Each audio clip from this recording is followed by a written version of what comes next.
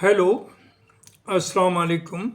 मैं प्रोफेसर शमीम अहमद अपने YouTube channel पर आप लोगों से मुखातिब हूँ। आज की बात में मैं बात करूँगा जो ईरान के ऊपर इस वक्त मुसीबत के बादल छाए हुए हैं। मुसीबत इन द सेंस कि जिस तरह से अमेरिका ट्रंप बिहेव कर रहे हैं और थ्रेट कर रहे हैं और पूरी दुनिया का मीडिया कह रहा है कि ईरान के ऊपर अमेरिका किसी वक्त भी, कभी कह रहे हैं 10 घंटे में, कभी कह रहे हैं इस रात में, कभी कह रहे हैं 20 घंटे के अंदर अटैक करेगा। और उसके बाद ईरान ने भी अपना उसका रिस्पॉन्स दिया है और ईरान ने कहा है कि अगर यूएस ने हम पर अटैक किया तो हमारा रेस्पॉन्स ऐसा भयानक होगा जिसे दुनिया में कोई सोच भी नहीं सकता। इसका मतलब ये तो निकलता है कि कुछ न कुछ तैयारी तो ईरान की भी है। इसमें दो राय नहीं कि अमेरिका से पावरफुल दुनिया में कोई भी कंट्री नहीं है और अमेरिका जो चाहता है वो अब तक करता आया है। अब सवाल आता है कि ईरान के ऊपर क्यों ईरान के ये इतना पीछे पड़े हैं, क्यों ईरान के ऊपर अटैक करना चाहते हैं। ये बात मेन चीज़ है। देखिए, अब तक गाज़ा के अंदर जंग थी। गाज़ा में एक तरफा मैसेकर हुआ। ऑफिशियली कहते हैं 90,000 के करीब, लेकिन अनऑफिशियल 6 लाख तक की फिगर है कत्लेआम हुआ। और उस कत्लेआम को पूरे यूरोप ने, अमेरिका ने, इवन अरब कंट्रीज ने सपोर्ट दिया। और दुनिया में 57 मुल्क ऐसे हैं जिन्हें कहा जाता है कि मुस्लिम मुल्क हैं, उनमें से सब की ज़बान बन रही एक्सेप्ट ईरान। ईरान ने इंसानियत के ख़िलाफ़ जो जुल्म हो रहा था उसके ख़िलाफ़ आवाज़ उठाई और उसका खमियाजा भी भुगता। 12 दिन की जंग उसे लड़नी पड़ी, लेकिन उस 12 दिन की जंग में उसने ये प्रूव कर दिया कि वो है क्या। देखिए, गाज़ा का जो मसला है वो ये है कि अमेरिका, ट्रंप की नज़र तो अब ही इज़ ए बिजनेसमैन, उसे तो हर जगह ज़मीन के अंदर जो ज़ख़ीरा है, जो रेयर एलिमेंट्स हैं, गैस है, पेट्रोल है, उस पर कब्ज़ा करना है। चाहे वो यूक्रेन का मामला हो, चाहे वो गाज़ा का मामला हो और चाहे वो ग्रीनलैंड का मामला हो, हर जगह उसकी नज़र तो बिजनेस पे कब्ज़ा करने की है। उसने पहले ये कहा कि हम अपने में मिलाएंगे, इसे ख़त्म करेंगे। इजराइल का तो ग्रेटर इजराइल का कंसेप्ट है, लेकिन उसी बीच में आपको याद होगा ट्रंप ने कहा कि इजराइल इसे गाज़ा के लोगों से खाली करा करके मुझे हैंड ओवर करेगा और मैं इसे डेवलप करूंगा एक बहुत बड़े अच्छे रिजॉर्ट के अंदर। मैं समझता हूं कि इजराइल तो नहीं करा पाया, लेकिन जिस तरह से सीज फायर कराई ट्रंप ने, उसकी नीयत साफ थी। और फिर second, third, fourth and so on stages कही, सीज फायर हुई, लेकिन उसमें अभी भी सैकड़ों लोग, रोजाना 10-5 लोग मारे जा रहे हैं और उसके ऊपर कोई पाबंदी, कोई बात नहीं हो रही है। इसके बाद अभी सेकंड फेज जो था, जिसमें ये था कि वो अपने आर्म्स वापस कर देंगे जो हमास के लोग हैं, और एक इंटरिम एडमिनिस्ट्रेशन अरेंजमेंट किया जाएगा, एक वो मसौदा रखा था। तो अब सेकंड फेज की बात है। तो अभी रिसेंटली ट्रंप साहब ने एक गाज़ा बोर्ड ऑफ पीस बनाया, गाज़ा बोर्ड ऑफ पीस, जिसमें उस जो बोर्ड बनाया है, जो उसकी डिटेल्स आई हैं, उसमें कहीं भी इंडिपेंडेंट फ़लस्तीन या 2 स्टेट थ्योरी की बात ही नहीं है। और उसने तकरीबन 60 कंट्रीज़ को इनवाइट किया कि इसका मेंबर बनिए, और around 30 of them have already responded and committed they will be part of this. इसमें होने क्या जा रहा है कि गाजा लोगों की तो अब मजबूरी है, उन्होंने तो इतनी सेक्रीफाइस कर दी और देख लिया पूरी दुनिया चुप थी, कोई उनकी सपोर्ट में, कोई उनकी मदद के लिए नहीं आया एक्सेप्ट ईरान, हुथीज या हिजबुल्ला। अब उनकी ज़ाहिर जिस तरह से 2 साल से ज़्यादा कत्लेआम चला, जेनोसाइड हुआ, ना कोई मस्जिद बची, ना मदरसा बचा, स्कूल बचा, हॉस्पिटल बचा, ना बिल्डिंग, सब बर्बाद कर दिया, ज़मीन से मिला दिया। तो उन्होंने वो बहुत सी जो कंडीशन नहीं माननी चाहिए वो भी मान ली उन्होंने पीस के लिए। लेकिन अब जो एम है इसके through Gaza board of peace, number 1 तो इसमें ट्रम्प चाहते हैं कि वो जब प्रेसिडेंट रहेंगे तब भी वो इस जो ये इंटरनेशनल एक ऑर्गेनाइजेशन बनाई गई है इसके वो प्रेसिडेंट, उसके सदर यही रहेंगे, क्योंकि इस वक्त जो चीफ हैं उसके वो ट्रम्प साहब हैं, और उसमें यही प्रोविज़न है कि he will continue to be. It means कि there will be a parallel body to United Nations, और वो जाहिर है चूँकि ट्रम्प साहब उसमें होंगे तो that will be more effective than United Nations. और ये कहिए कि यूनाइटेड नेशंस को तकरीबन ये ख़त्म करने का एक तरीका है।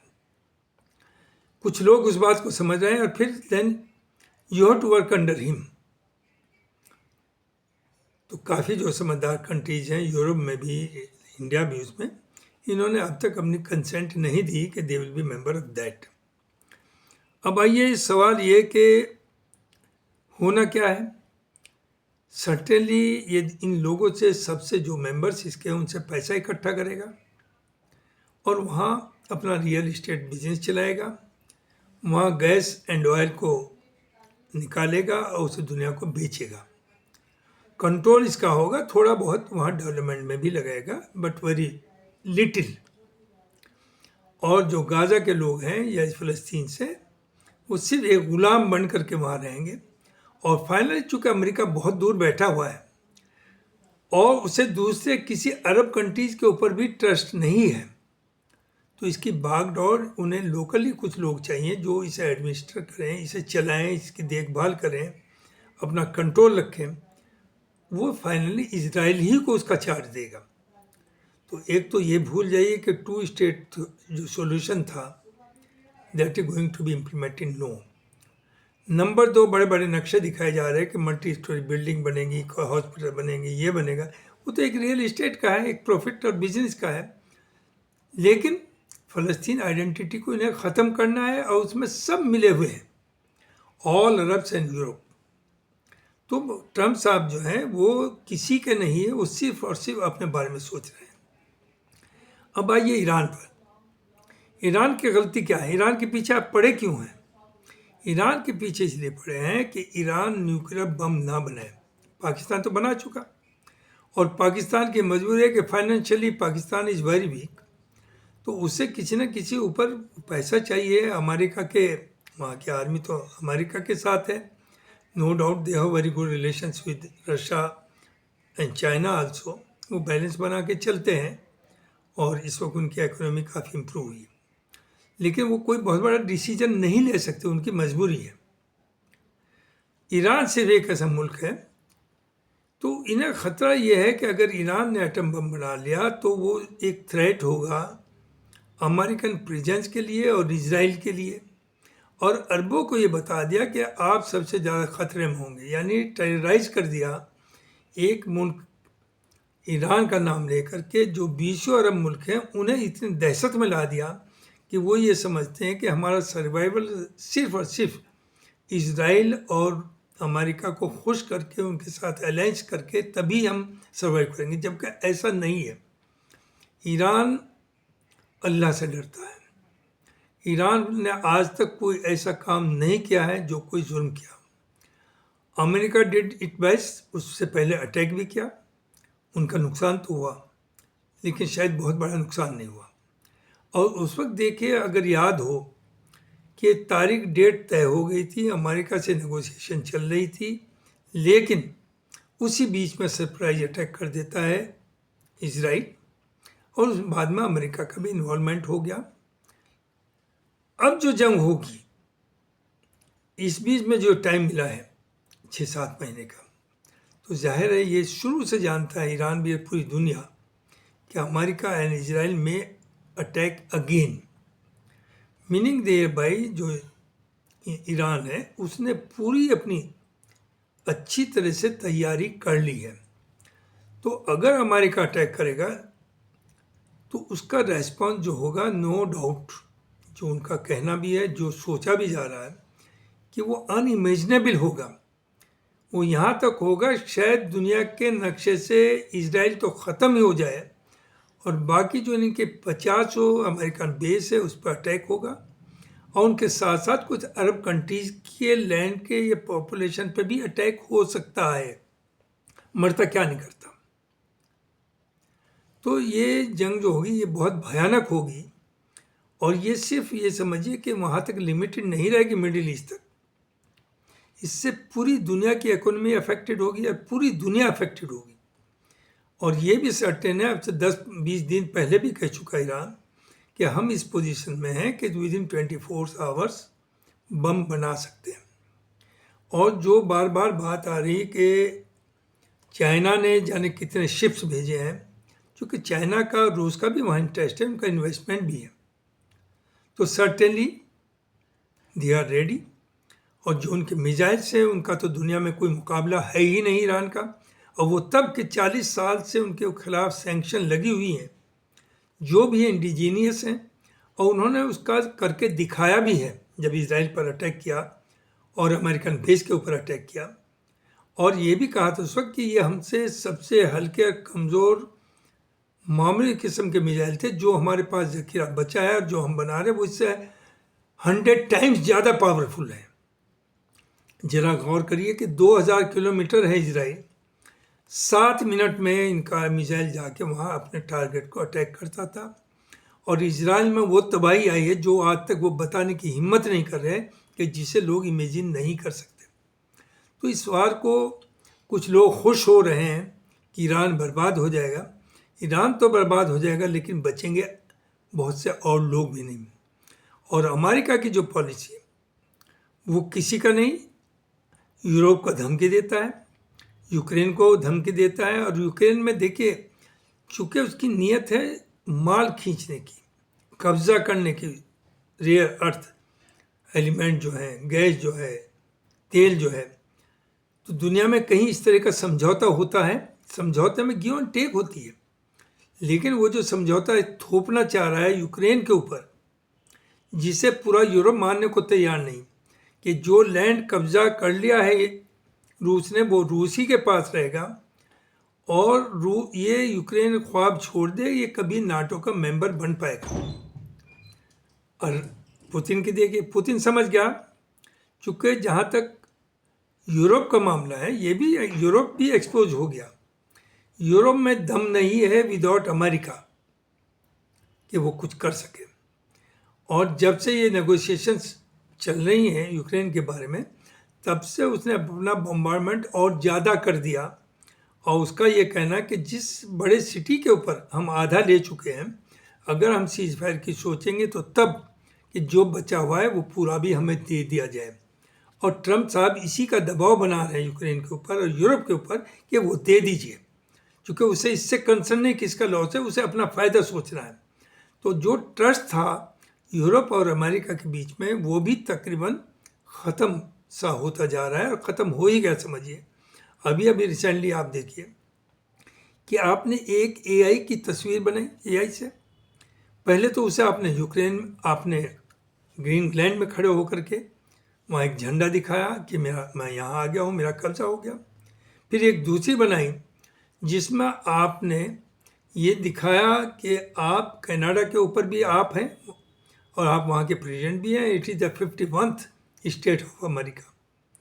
उसके बाद जाहिर है जो सबसे बड़ा एलाई था, आपका बराबर का साथी है, आपके बराबर का मुल्क है, आपके एरिया में भी आपसे ज़्यादा है, वो कनाडा का प्राइम मिनिस्टर चाइना जाता है। और जाहिर है हर आदमी को अपने ज़िंदा रहने का राइट है।